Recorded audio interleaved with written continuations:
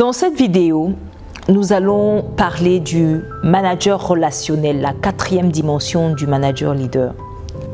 Ça va vous paraître choquant, toutefois cette phrase, encore une fois de Simon Sinek, m'a interpellé à plusieurs égards. Les vrais leaders ne sacrifieraient jamais les gens pour sauver les chiffres. Intriguant, n'est-ce pas? Et encore plus dans un monde où la compétition et la nécessité d'être rentable s'accroît de plus en plus.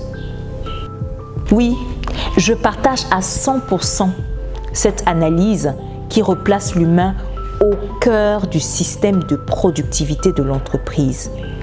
Parce que oui, ce ne sont pas juste des head counts à la fin de la journée, plutôt des heart counts, comme il le rajoute si bien. La dimension relationnelle du manager prend alors tout son sens aujourd'hui et elle est clé. Plus le lien social avec vos équipes sera solide, authentique et épais, plus on arrive à faire une différence tout en créant la préférence et donc l'engagement.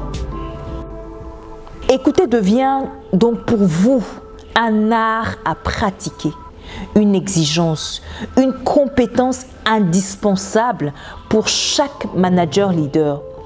Car si vous voulez à votre tour être écouté, le minimum est de pouvoir reconnaître ce besoin-là en l'autre. Chercher à se connecter, à se synchroniser avec chaque membre de son équipe pour avancer au même rythme et rechercher l'équilibre individuel et collectif. On attendra également de vous non seulement de savoir déchiffrer vos propres émotions, mais aussi les émotions de chaque membre de votre équipe. Ceci bien entendu pour les gérer de manière plus humaine et plus efficace. Ça va s'appeler l'intelligence émotionnelle. Aussi, se montrer vulnérable n'est pas signe de faiblesse. Au contraire, cela va renforcer la confiance que vos collaborateurs peuvent avoir en vous. Cela va également renforcer le lien et à la fin de la journée, vous serez considéré comme tout simplement humain, ce que vous êtes. Savoir et oser dire les choses à ses collaborateurs va être primordial pour vous. Surtout dans un contexte où le manager doit chercher à préserver la relation, tout en considérant bien entendu les intérêts de chaque individu dans son équipe et garder l'exigence de pouvoir avoir la notion de feedback qui soit mise en avant. Mais pas un simple feedback, un feedback qui va être authentique et qui va être positif.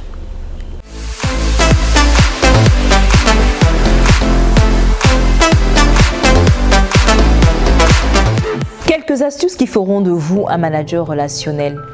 Première astuce, faites travailler votre quotient émotionnel et cherchez à mieux connaître sur le plan personnel les membres de votre équipe. Ce qu'ils aiment, ce qui les passionne, ce qu'ils sont. Soyez sincères et créez des occasions de sortir de la sphère professionnelle pour vous rapprocher d'eux. Deuxième astuce, montrez de l'intérêt pour ce que vos collaborateurs vous disent en posant des questions et en manifestant des hochements de tête.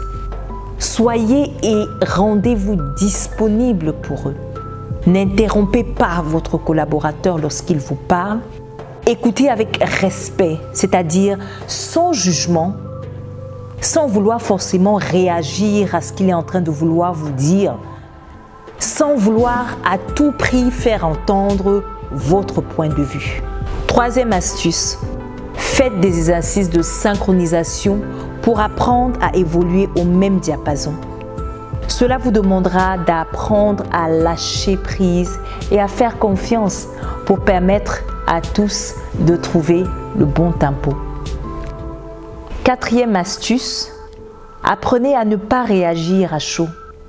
Prenez le temps, le recul nécessaire pour comprendre l'émotion qui vous envahit devant le comportement X de votre collaborateur. Explorez les choix possibles dans une intention constructive avant de sélectionner une ou plusieurs actions. 5e astuce, créez un cadre d'expression ouvert et bienveillant afin que vos collaborateurs puissent parler aussi bien de leurs expériences négatives et positives et donner l'exemple. Commencez par vous-même. Qui partage, invite les autres à partager également. 6e astuce, apprenez à bien parler. Il faut savoir bien parler. Le feedback est l'un des premiers outils de développement à la main du manager. Restez donc bienveillant, constructif, avec toujours l'intention de développer le collaborateur par le retour que vous lui faites.